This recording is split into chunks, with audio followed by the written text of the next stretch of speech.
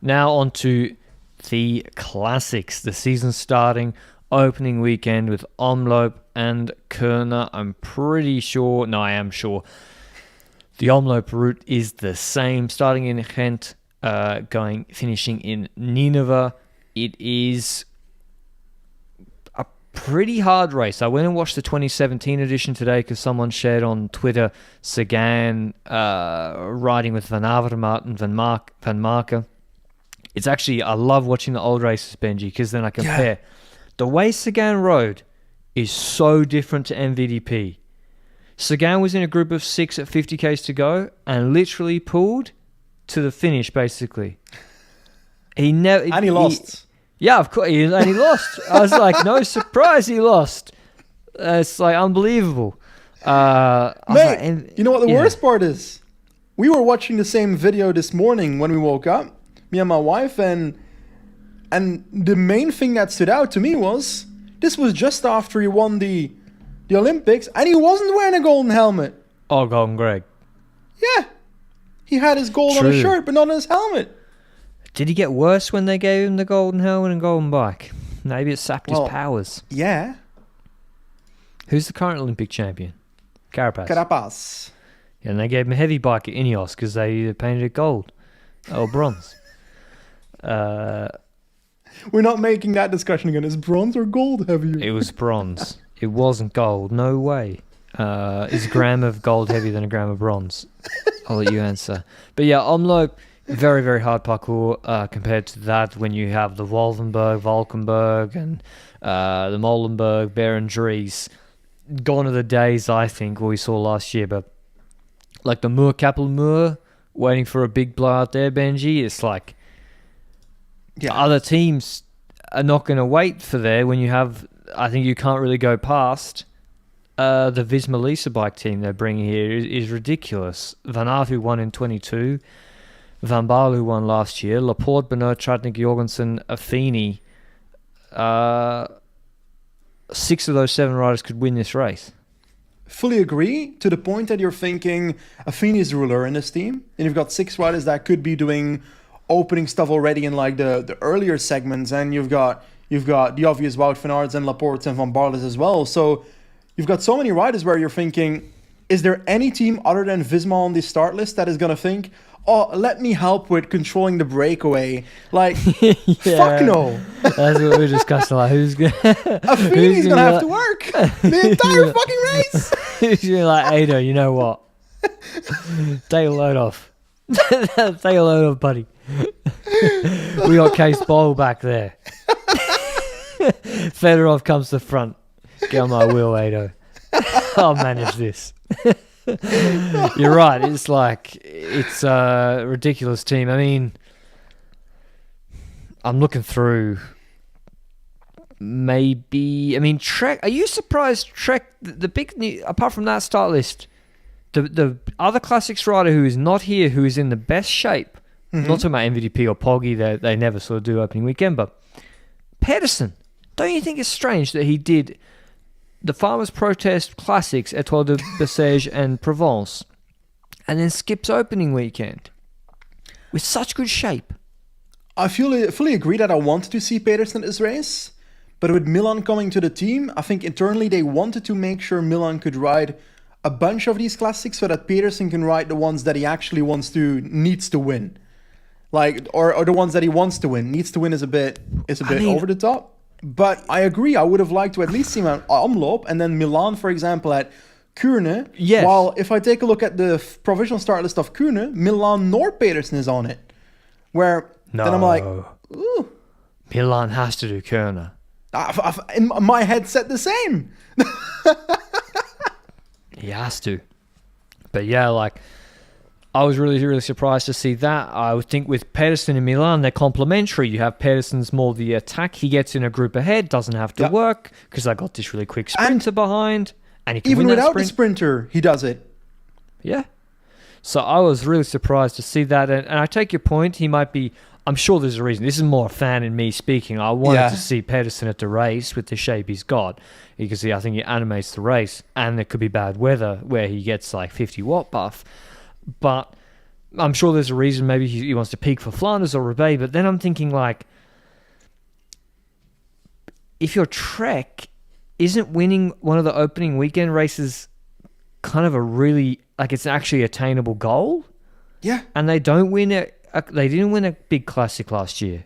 Am I right? Like, when Pedersen won Gent-Wevelgem against Van der Poel and Wout van Aert, that was a big thing for Trek that year. And Omloop would also be pretty damn big in my opinion. So I wanted to see Stuyven plus Pedersen plus Milan, with Pedersen as the obvious leader, with Milan as the backup sprinter, Stuyven as domestique / rider that goes into early moves to try and upset other people a bit. That's kind of the vibe I get. Then again, Stuyven would ride in any group, even if it would be negative towards Pedersen.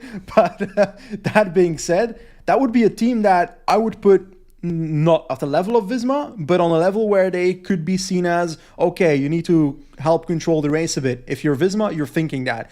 But with the team they're sending now, I think Visma can't show up at their team car and say, you guys need to put Tim de Klerk for the brake control at the start. Then again, that's what he's made to do. That's what he was born to do. But you know what I mean, right? Yeah, exactly. I mean, maybe they try to put de Klerk in the brake. I don't know. Why not? Why not? You got to use him some way. Probably the favorite. So the favorite for the race is Van Aert, and probably 3 other Visma riders. But then probably the nearest favorite not on that team is Arnaud Delis on Lotto Destiny. They look good in January in the Mallorcan races. Then they went to Tenerife and Teide. I would say Delis looked. It's hard to say, but in Classic Cayenne, I thought he looked a little bit. Yeah, he got dropped earlier than I expected. And in Murcia. And in Almeria, his sprint wasn't what I expected it to be, in addition to that. So no. I'm not going to the Omloop with full confidence that the Lee will be at the same level of last year. I need to see something before I can say something like that. Like, his team surrounding him, Kampenaerts, De Buist, Beulens, Grignard, and Van Moer, I'm pretty sure, if I go through this. Yeah. I'm on the right roster, right? That's the provisional start list. So Beulens look good. I think he's a good rider. He was 28th or something in Roubaix last year. So I think he's really good as like he topped in Rijn last type week. Classics rider. Van Moer was at a good level in Bessèges, if I recall correctly. Kampenaerts, I'm not sure about. As in, I would expect Kampenaerts to be at a decent level, but I can't vividly recall him being amazing in the races we've seen so far yet. Then again, it's been a very limited amount of races. He only did Andalusia TT so far. Well, but I actually thought I thought he'd do better there as well. So I think Delis, it could be that he came down from altitude not feeling good and he'll be fine in a week. Yep. I don't know, but he'll be. When you look at him in Omloop last year, crashed in a corner, came back in time for Molenberg, missed the split. Was right there, and then dropped everybody on the Moor except Moritz and Llewellyn. Pulled, then beat Laporte in the sprint. That's the guy. So I'm hoping we see that. I'm hoping we see that as well, but it's also like he hasn't won this year in the lead up either, which last year he was cleaning up Bessèges except on Montbouquet. Then in Morocco he won something as well, so he had been winning. So for the confidence, I think that would also have helped if he already won Almeria or something. So anyway, let's hope we've got a competitor in that rider. But how do you think the race will play out? How do I think the race will play out? There's so many scenarios, because last year, if I recall correctly, there was a split on the Kattenberg already, which was very early in the race, like one of the earlier hills, where Visma had a group of like pre-coverage, 5 to 6 riders before coverage, with Delis in the group, with some other riders in the group. But the thing that always seems to happen in those scenarios is that you then suddenly get like a different split, like, because nobody's going to be working with 6 Jumbo riders or Visma riders. So then they try and get another rider ahead and so forth. But eventually that got crawled back, and I think Molenberg is always the climb that I think of when I think of Omloop Nieuwsblad.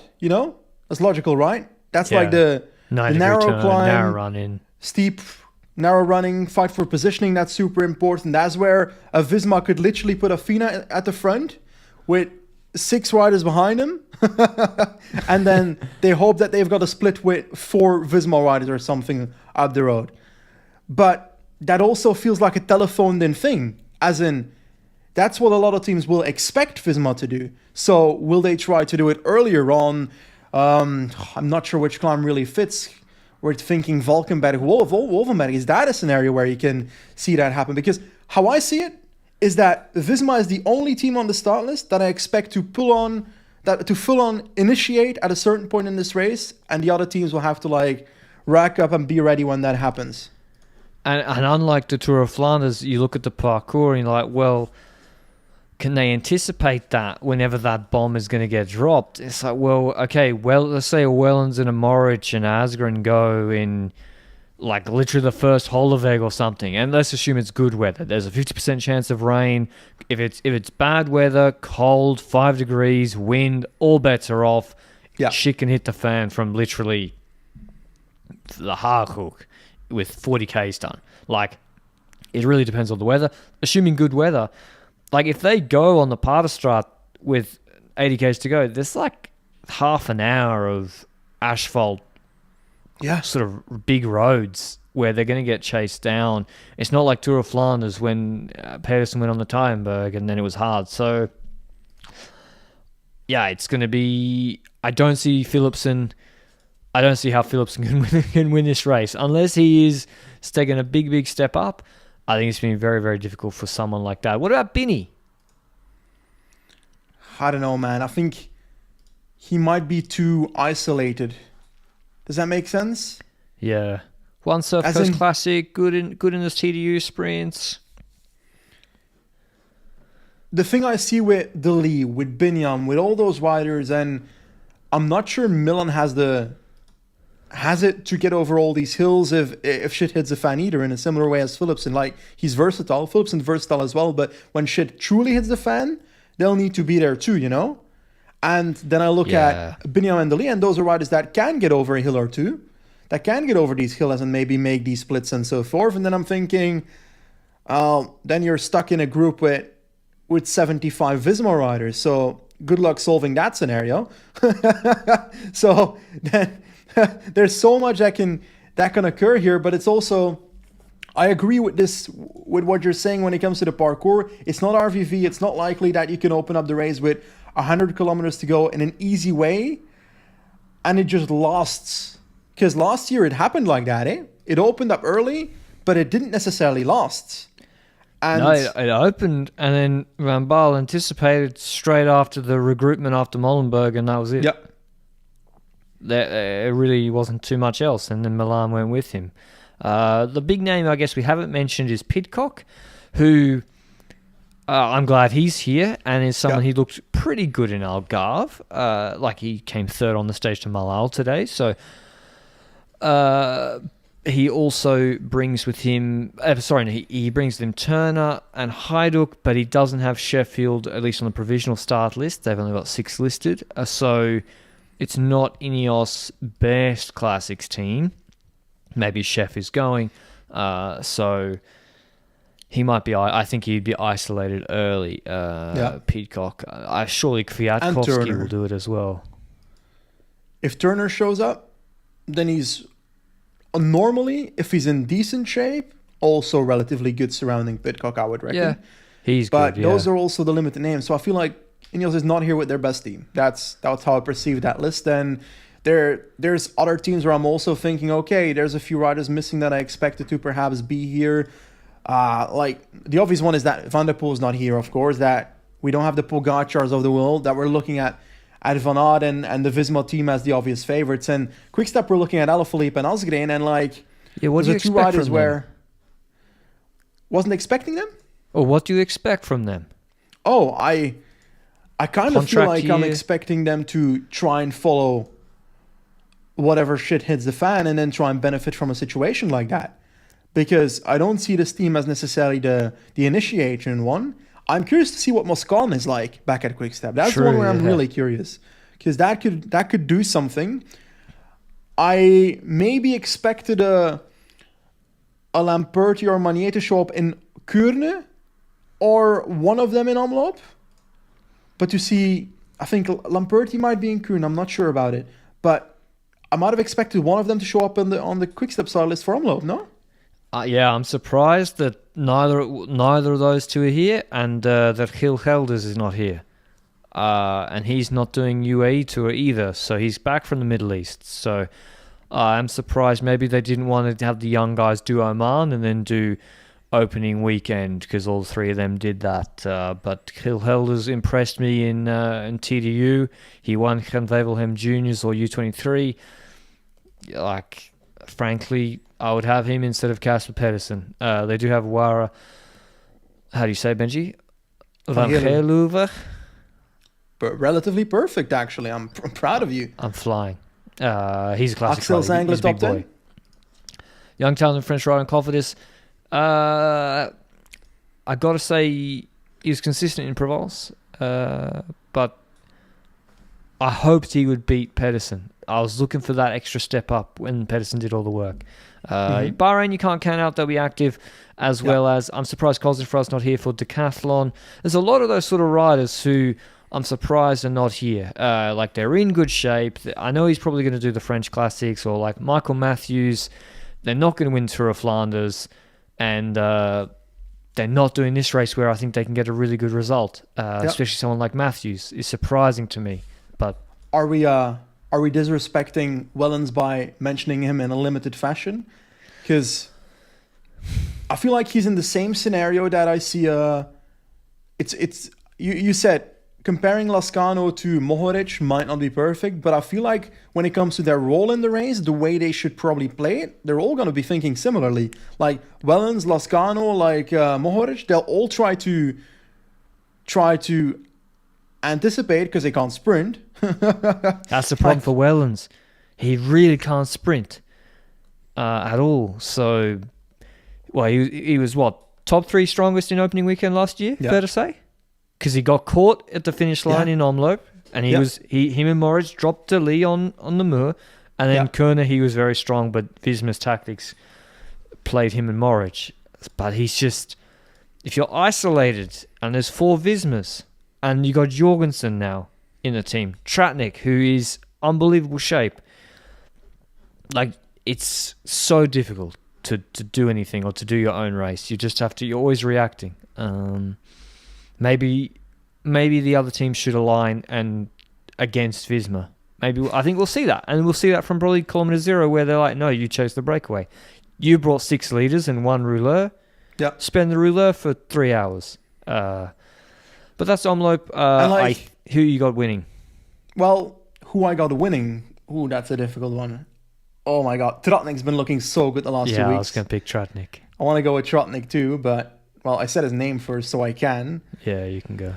But I think it's boring to pick a Visma rider when they show up with 6 leaders, so we've been talking about a lot about decathlon riders, but we didn't mention them. Like, do we expect the resurgence of decathlon in the classics? Do we expect the Bond, Naesen, the Pestel, and so forth to show up? The Pestel was, I don't know, he had an okay time trial at Andalusia, I guess, but I think Kung is going to do well. I think Kung will top 10. Good in Algarve, yeah. But winning, I'm not sure he has it to win Omloop. So, fuck, man.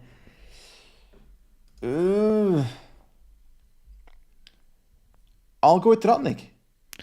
Okay, I will go with... Yeah, Tratnik was who I would also pick. But I'm going to go with Wout. I'm going to go with the favourite, Wout van Aert. I don't think he's giving...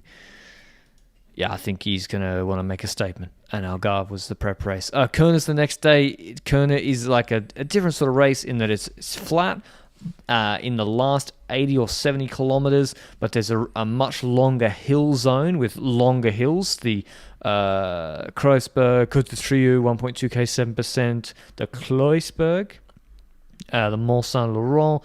So it's really, can the hares or the climby boys get enough of a gap so they can hold on for 60 k's after that hill zone, for the sprinters team. So I really like Kuurne. It's really delivered excitement the last few years. I seem to remember the Asgrim one was very, very good. But that start list is usually very, very similar. A few more sprinters come in, like Demar for Arkea, and riders like Binny, I think, become much more realistic in winning, because there's no... If Visma don't get it right in the hill zone, and they don't get enough of a gap, or predictably no teams work with them after that, and Intermarché and other teams can band together on a flat parcours to chase, then it's much more realistic that Benny can win a sprint, or Philipsen can win the sprint. He's here for Alpecin de Koenig. So I see Kuurne as much more, not much more, but a bit more open than Omloop.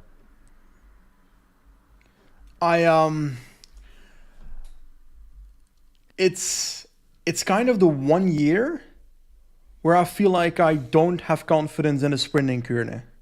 Really? Yeah. And the reason that I think that's the case is because when I look at the provisional start list, there's only one sprinter there. So that helps. That helps my case. Actually, Demar's here as well. I hadn't noticed Demar yet, but I'm looking at Philipsen, if I recall, Demar, if I recall, and then we're looking at a Piffy, a Govakar. Well, Binny, like, if you're Binny, you don't want to sprint against Philipsen on the line either. You won the harder race anyway, so... Would you rather sprint against Philipsen than Kuurne, or be in a group of 4 Vismas? I agree, I don't know. But I think beating Philipsen in the sprint is also an unlikely scenario. The Lee's not on the provisional start list. Yeah. I would have preferred to see the Lee start here. List. Because if you're the Lee, you want to get... Your goal, if you're the Lee, is winning a classic, right? Yeah. So, and Kuurne is a prestigious race. Yeah, so I would have liked seeing him in Kuurne instead of like Le Samad the next week, for example, stuff like that. But he ain't here, so we got to live with it. Christoph's of the world, should we still count that as like top sprinter? I don't know. Nah, Christoph can't sprint anymore. Varschold's better. So I'm not looking at the biggest sprint field, and as a consequence, I feel like we're just going to have an open race, have a hard race. Wind will play a role most likely, and I think this is the one where Visma could clean if they really get it right. I'm going to go with Marius Meyerhofer winning this race, just because Tudor looked all right. He looked okay in a sprint in Algarve, decent in Mallorca, decent on a hilly course in Figueira. So I'm going to go with him. And another one who's doing Kuurne is Vito Breit, 23-year-old on Intermarché. Just watch out for him. He might sneak a top 10 if it's a really, really hard race. He seems to climb decently well. So, but yeah, otherwise I'll go for Laporte. Probably, I'd say Laporte winning this. I've got a 1-2 for Visma with Van Aert gifting it to Van Baarle. Why would he gift it to Van Baarle? It makes no sense. Van Baarle's he doesn't need gifts. Benoit is like a previous winner, but Benoit's just been, I think, he had COVID at the start of the year, then crashed last week in Algarve, if I recall correctly. Yeah, so he did. I'm not sure if we can expect the Benoit that we had last year. He was also sick last year, but that was earlier before this prep. So I don't know. I'm not sure what to expect from Benoit, but I don't expect him to be on the level of Trotnik. Is the preview of these two races, does that mean we both think, Benji, that what happened last year is set to be repeated this year, which is that essentially Visma will dominate most of the classics up to the Tour of Flanders and Roubaix, and then the big boss comes in, Van der Poel, and everything changes once he's in the race? I think that's a scenario I'm looking at, because Visma has the team that they should be cleaning up these smaller classics, to be honest. And then when it comes to these big races, the ones where we're looking at Ronde van Vlaanderen, where we look at Paris-Roubaix, those are ones where it is more difficult to apply your numerical advantage than it is on these smaller classics, because it's harder to get through 250 kilometers of a Tour of Flanders. There's more altitude meters. Half of your team will end up dropping by the time the final really happens. you will have to respond to more anticipation because there's more space to anticipate in the big races. So in RVV, the group with, was it Asgreen last year together with, was it Merlier that was in the group, helping him, for example, with Jorgensen and so forth. Those kind of groups happen in RVV. In Roubaix, you'll have anticipation as well. Roubaix is an added luck percentage on top of that. I do feel like this is the best year for Wout van Aert compared to last year to win RVV. Because while Van der Poel is there, and I consider Van der Poel to have an advantage on Van Aert, I would say that Pogacar not being an RVV is a major bonus for Van Aert. Because if Pogacar's there, Van Aert can't win. Yeah, when Pogacar can do the last 50 kilometers 3 minutes faster than Van Aert. Yeah. So what tactics? I'm all ears. There's not many tactics to defend against that.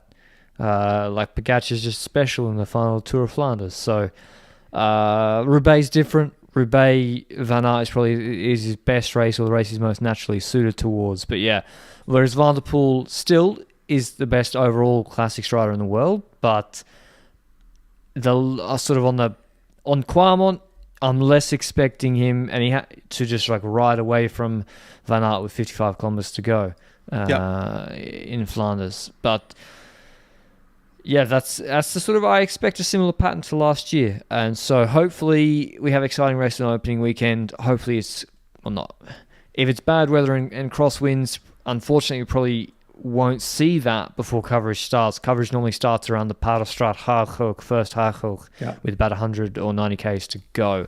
But yeah, that was our opening weekend preview. We'll obviously have daily coverage of those